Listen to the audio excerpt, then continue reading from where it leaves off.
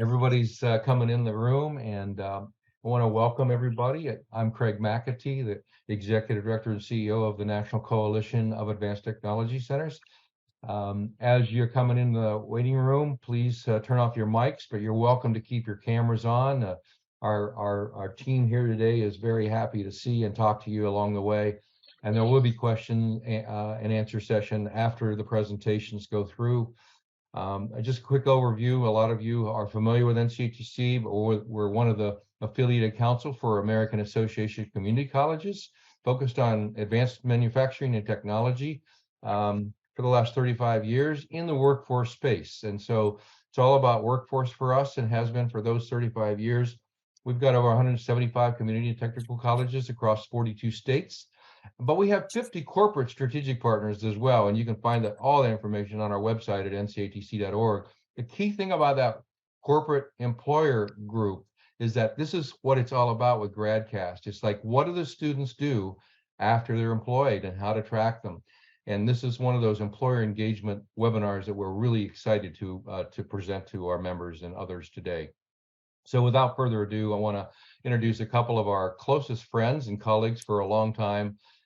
Linda Head from Lone Star College in Texas. Well, she has been with us off and on through many years, decades actually, and she's a senior associate vice president at Lone Star, and just recently elected to the NCATC board of directors. And so really thrilled that she's here with the GradCast team. Trenton Hightower is with Santa Fe College in Florida, running their workforce development program down there, and he's going to share a lot more about that with you. But he's also the president of GradCast, and he's brought a team with Ginger Engel and Mia Martin here from GradCast along to present with him. But we're going to kick it off today with Linda from a perspective of the employers and the college working together with GradCast. So I'm going to share her screen and welcome Linda and all of you for a great webinar today on GradCast employee tracking. Take care.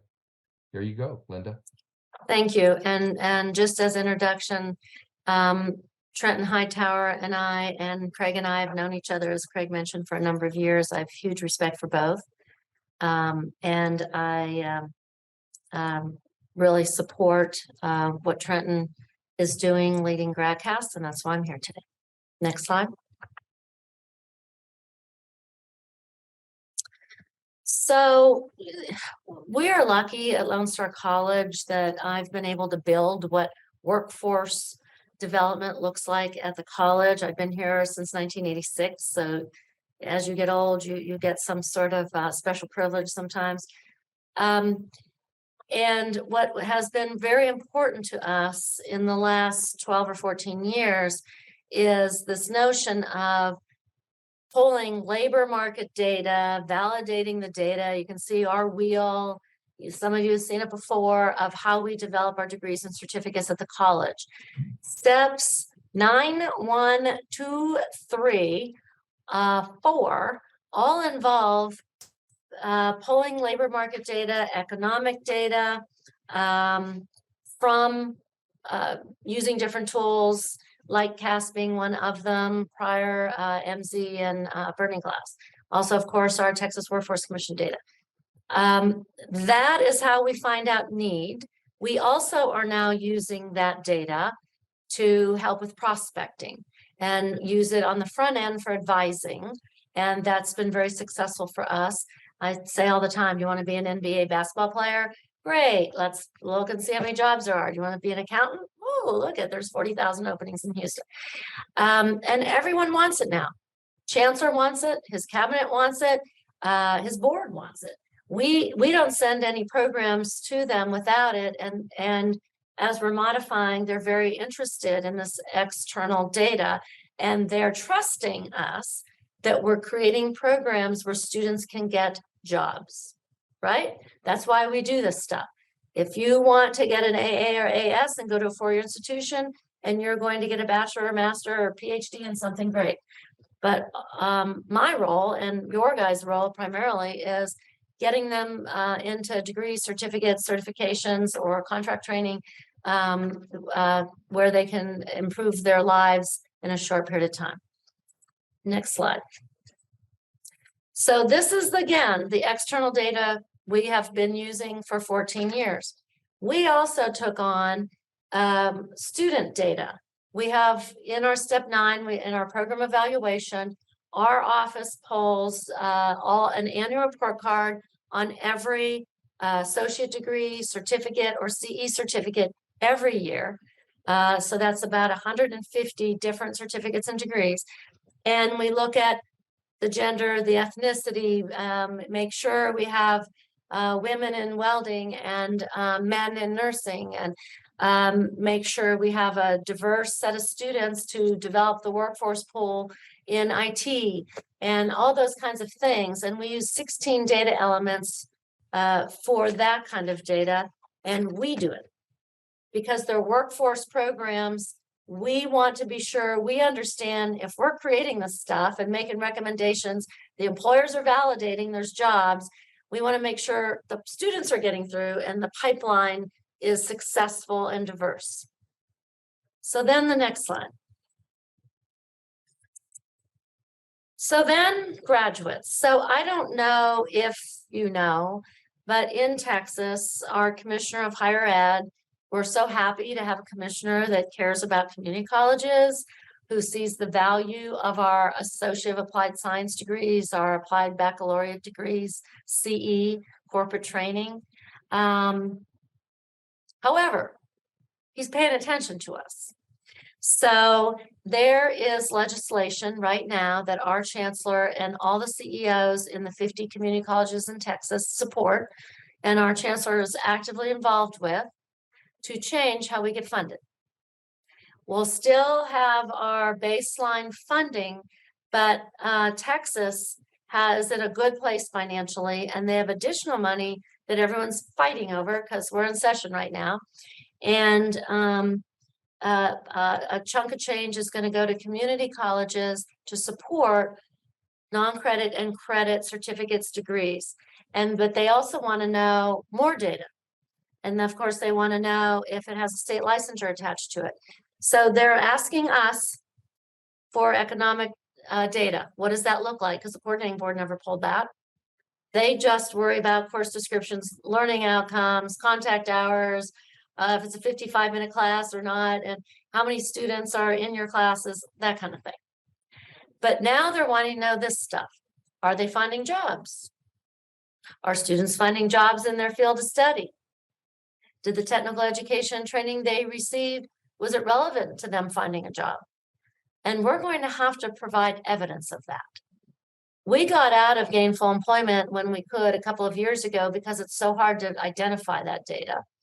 And we are working closely with Texas Workforce Commission because they know if we're working and who's being paid wages by companies that are showing up with unemployment insurance. But these are the questions they're going to be asking us, and we have to be able to prove that. So as soon as we could, we re-engaged with GradCast when we, like all of us, the year of COVID, everyone was, worried about their budgets. We had used GradCast successfully in the past. We had almost a 68%, and Shortell's on here, correct me if I'm wrong, participation rate, 68%. Isn't that awesome? And Trenton's here to talk to you about what their product is all about and how that works and how you can modify it for your school. But it works. And there's something about GradCast following up with our students, and they don't know it's GradCast, but the methodology they use and the timing they use, and that's working for Lone Star College, and we won't ever turn back. And now they've upgraded their toolbox so that they have additional information that can help with schools that might not have the resources that Lone Star College has. And we're getting really good information. And so it also helps us with our grant funders. We received a state grant to help the state and help the community colleges develop a new way to help students find jobs, right? The world's changed. We included GradCast in that process. Another day, another time, we can talk about the 9 things that we do to help students. be job interview ready. But we need the information, the partnership with GradCast. So if there's anything else that any of you need from me to hear what we're doing to help, because job placement reports to me as well. A number of years ago, there was a restructure at the college, maybe about 6 years ago. And I said, could I please be responsible for job placement? Because one of my departments is corporate training, which is an external facing part of the department that goes out and meets businesses that don't yet connect with us, and typically the larger employers. So why wouldn't my division be the one that also says, so are you hiring? And then we can relegate them to a different team internally to help customize job fairs and whatever, however they want to recruit our students. So with that, Craig, I'm going to give it back to you to introduce Trenton, and I appreciate the time and attention from all of you. And again, I'm always around to answer questions. Thanks, Linda. That was an amazing overview, and I learned some things I didn't know before, and I appreciate you kicking us off. I'm going to now get it right into Trenton's hands so he can roll it and get more detail for all of the attendees. Thanks, Trenton.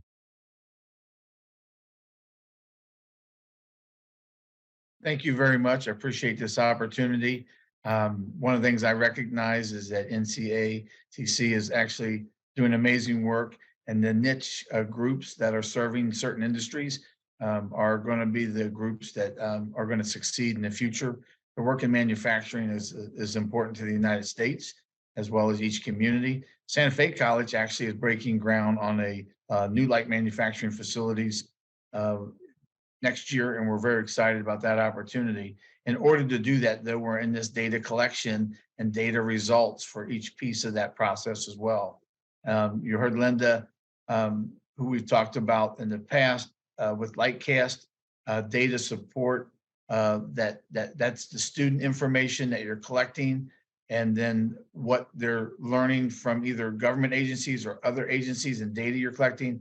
There's a lot of value in self-reporting and the fact that you're able to get current data, not year-and-a-half-year-old data, based on the fact that some people are moving and changing jobs quickly. They're telling you who they're employed by, so you can recognize the employers that are hiring, as Linda talked about. You also can track, based on institutional research, best practices. Did they go on to another college for another certification or degree? Did they join the military? Did they join another Peace Corps group? Did they maybe decide to find a job outside their field of study? There's other best practices of institutional research. And what happened in 2014 in Texas actually was where GradCast began serving colleges and universities. That's how they were able to find the niche using smartphone technology in this area. This next slide will talk a little bit about the fact that you're thinking about 3 points of collection. Here at Santa Fe College, as a director of workforce, what I'm also focusing on is Lightcast for data for high demand, high growth jobs, and then thinking about the fact that to get them funded, I need to be able to make sure I have the data to get that funding. To get the second tier funding and third tier funding is what Linda just shared with us in the state's requirements. They're going to start asking, did they find a job in their field of study? Can you demonstrate that they were successful in doing that? And that's one of the challenges that people have. You have to be able to find the tactical data that meets up with even some of the Perkins requirements or other requirements for different grant initiatives.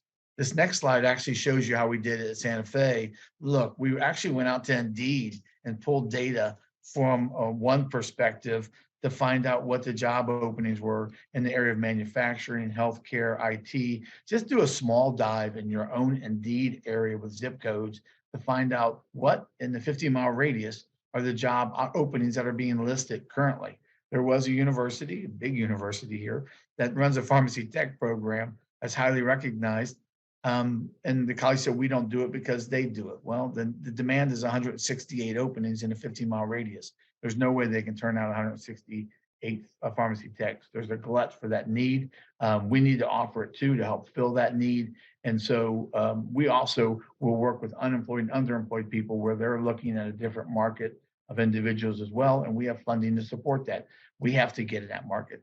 This next slide shows you the MC Burning Glass data At that time, we were looking at what is the data, what is the fact of the salaries, what is the fact of the job post offerings. Now I've got dual information. I've got local Indeed information. I've got the Lightcast information. And as Linda talks about, when we're working with an organization, you want to be able to have facts and statistics to be able to show what the demand is over the year, is what we're getting from Lightcast and these different areas in the healthcare area. Well, this is what you collect and deciding courses. Then we go to this next slide and we start offering programs. Well, okay, the number one job actually in Bradford and Alachua County was retail. There is in the top right-hand corner a national retail certification course. Become a clerk or become higher than a clerk, a supervisor or a manager. If you want to start your own business and entrepreneurship, maybe you should get certified by the National Retail Certification Program. That now I can get that funded by WIOA for unemployed and underemployed people. Security guard was a top 10 job. All the healthcare jobs on the left were top jobs. ITs were still in the top 10. To get them qualifying for funding to support unemployed and underemployed people, we've got to have the data to be able to share that also for the application process when we're working with WIOA. This is all what Linda just talked about on a very tactical level, where we're actually applying it the same way that Lone Star is in a smaller region and area. But there are other areas that are outside this group. If you look at, like right now, I know that Lone Star is working with a group called Upstage. I just saw them. They were at the Taylor Swift concert, as a matter of fact. They were driving all the semi trucks. There's actually a certification that Lone Star is going to start offering around the entertainment production staff member. And that's going to be outside the scope of some of the work that you might look at for Lightcast. Okay, hold on. I have to interrupt. Is that not the coolest that Trenton Hightower took his daughter to see Taylor Swift?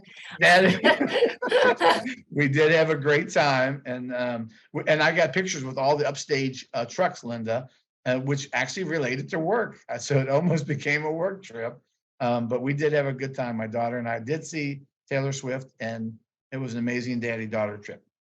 Needless to say, though, that production certification course is an interesting opportunity to start offering too. You might not find that in the scope of what Lightcast is, but you can find that statistics and data from those employers and use that to, in Linda's great model of putting together your plan to be able to get permission to run particular courses. The last slide I'll show you talks about statistics and data. This is real data from Bridge Valley Community College in regards to some of their statistics and reporting. You heard Linda talk about 68% response rate. Typically, a new year customer for the GradCast group will track in the 60 percentile response rate on the tactical information that's needed for Perkins and other technical information that you're working for. This last slide actually is Trinity Valley, which is really a weird school, but they've been with us for over 6 years. They're tracking 90%. That's a summer class, though. It was just 75, 76 students. You can see there, good rate, but they've been a partner for 6 years. They used the capstone project. Their faculty actually introduced the students to the texting process before they leave campus, and it does improve your response rate. And they're located in Texas. So we'll turn it over to Ginger Engel. She's going to go through as a senior analyst for GradCast, the demo. Hi, everyone. Thanks, Trenton, for tossing it over to me. So I'm just going to give you a quick overview of GradCast. So I heard Linda and Trenton say a lot about kind of how they're taking data about labor and markets and open job positions and creating these great certification programs. So that's kind of like a hunch and a solution. And then you need the data to prove that those solutions are actually having outcomes. So GradCast comes in there and says, you know, where are our students going when we leave the certification program? Are they getting employed? And what is the employment that they are securing after they leave? I'm not going to go into all of the GradCast tools, but we'd love to talk to you guys in individualized sessions about sort of some of our additional tools. But I'm going to go over student tracking mostly. We do provide some student tools and employer connection tools. So I heard Linda talk about kind of creating that network around your college of, you know, who are the people that are employing our graduates. We do have some tools that we can go into in further demonstrations, but right now I'm focusing on, you know, what is the data that we're collecting and how are we collecting it? So I've talked to a number of people, and most of the universities and colleges that we talk to are tracking in some way. They're using some sort of data, but it's a little bit messy. Maybe different departments are tracking, through phone calls or follow-up emails, and other departments are using that state data that Trenton mentioned. The purpose of GradCast as a tool is to simplify and automate that tracking process. So we have developed a survey that, all that's required on your end are a couple of key tasks, which I'll go over, and then we automate that survey and collect data for the 6 months after your student leaves campus or completes a program. So the two things that we need from our partners are marketing GradCast to students, so letting them know before they leave a program that they will be getting some sort of communication from us. You guys are the first point of contact and the sort of building the trust between GradCast and your students.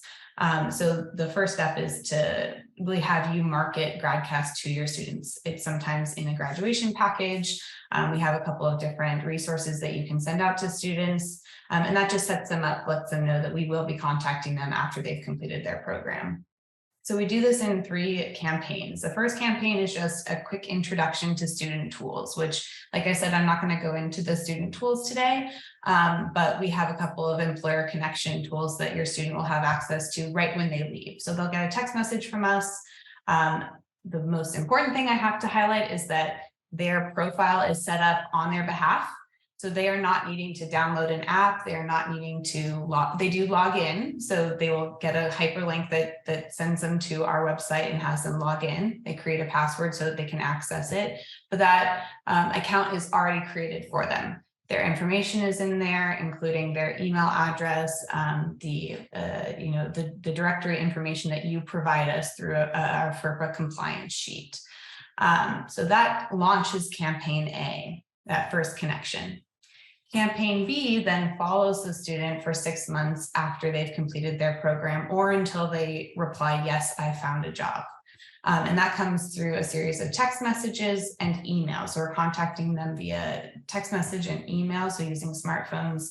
And I'll show you that survey and kind of how they fill out information. We worked, with our partners over the years to develop a survey that collects the most important information without overwhelming the student. So that goal is to hit that 68% response rate and above. And our questions are built in a way that ensures high response rates while also providing you with information that's necessary for your grants, initiatives, and funding. Campaign C was added within the last few years. Campaign C is a validation campaign. It's also using a technology to scrape sources like LinkedIn and get additional information. So once we've got a little bit of student information, we're kind of going back and taking a random sampling and validating that data using our other sources such as LinkedIn. Okay. You'll get the slide, so I'm not going to go into this in too much detail, but this is sort of the survey overview. This is the questioning flow. So of course, the first message that we're going to get is whether or not they found a job related to their field of study. I will send you this so you can look at it in more detail, but there are 3 places that the student can end up if they say, other than being directed back to our resources. So if they say no, they haven't found a job and they're still looking for one, we direct them back to some of those resources I previously mentioned. If they say they have found a job, within a few seconds, they're already at this survey form and we are asking them for the important information about who is their employer, where are they located, and what is their position and salary information. Along that route, I'll just head back to my questioning flow really quick. We do ask if they received an industry certification. So that's pretty important for you guys, is whether or not they received that certification, and then we question them about employment. We also ask them a quality question, so whether or not they recommend their college to their family or friends. So this is the first place they can enter. Within 30 seconds, they're already giving us important information. If they say no, they have not found a job in their field of study, then we ask them if they're still looking for one. If they're not, we ask them if they're continuing their education. So are they going on to receive their bachelor's? And within 30 seconds, they're giving us their continuing ed information. Finally, as Trenton mentioned, there's many different outcomes that track whether or not a student is completer. And we added this question. So if they are no longer looking for a job and they're not continuing their education, maybe there's some other form of completion that they're going into. Maybe they're self-employed. Maybe they're not ready to enter the workforce. And we even have this free-form other section so that they can input, what are they doing instead of pursuing employment. So once you set up and you are a customer of GradCast and we're collecting data, it usually that first campaign is going to take 6 months to get going. But once you've had that 8 to 10 months of data rolling in, you will have access to in real time your student level data. So you can actually see an overview of what's your response rate, a little bit of a snapshot of how many students are giving employer information. But you also have access to drill down and you can see that line item information. You can filter based off of department. I'm not going to go into the reports, but like I said, if you want to set up an individual demo with us, we can kind of give you a live view of the system. But this is really the outcome is what do you get to do with this data and how can you use this data? There's many different forms of using it, including the funding that we talked about. But we have other partners who are using it for all sorts of initiatives on campus. A couple of our partners, which I was hoping we might see a couple of faces from them. I think I saw them on the registration form. And then, yeah, if you have any interest in setting up a demo, you can reach out to me or myself and get that set up. I'm going to pause here for questions and then check the chat box. So I think there's a couple of chats. Trent, did you have anything to add? I would only add that St. Louis is on the call. They're a current partner of ours as well. And then your current president, or I should say, president-elect there in NCACT. I know Craig Lamb we just started working with their group too. So we're real excited to be working with them. So very exciting to share this information with you and think about tracking data. And it is value priced associated to the number of people you're tracking. With Wake Tech, we started actually with Workforce and we're successful so much that the whole college decided to track on the process. And that's happened at Rock Valley Community College and a couple other locations. So any questions that you see in the chat box? I don't see any questions, just a lot of nice praise, but you have any questions?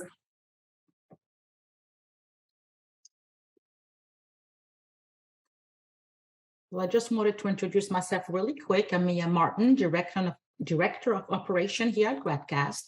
You can reach out to me, to myself or Ginger, if you're interested in learning more about us. We'll be more than happy to have a private session with each of you. We thank you very much, Craig, and thank you. Look forward to the opportunity to see you at the next conference and the new opportunities coming up. As you continue your growth and your success. Thank you for this opportunity to share good information and ideas. Thank you, Steve. Thank you. It's our pleasure. It's our pleasure to have you with us today and unveil to a lot of people that are here today, first time, some of this information. And this is one of the big things that's always been missing, as Linda very much amplified in her presentation at the start, from all workforce programs and really employer engagement connections, as you know. So we're all in to continue to support you at NCATC. We love the fact that over half the organizations that you listed and that we know are working with you are our members. So we're thrilled about that. And with Becky at St. Louis and Craig at Rowan Cabarrus and others. In fact, I'll be at University of Parkersburg, West Virginia, early May to work with them on some things that they're trying to do down in that area. And ironically, that is the first community college I attended out of high school. So it's a full circle visit for me, but really appreciate all the work you've been doing to get to this point. And we will put information on our website. This has been recorded. So the recording of today's webinar will be on our website by probably Friday at the latest, so that people can go back and re-look at that and also share it with others. And maybe before we turn off the webinar today, if you want to ask one more time about questions and also put a link or two into the chat for people to click on real quick before we exit, that would be great. But I'll pause for another minute for last minute questions or comments from the audience.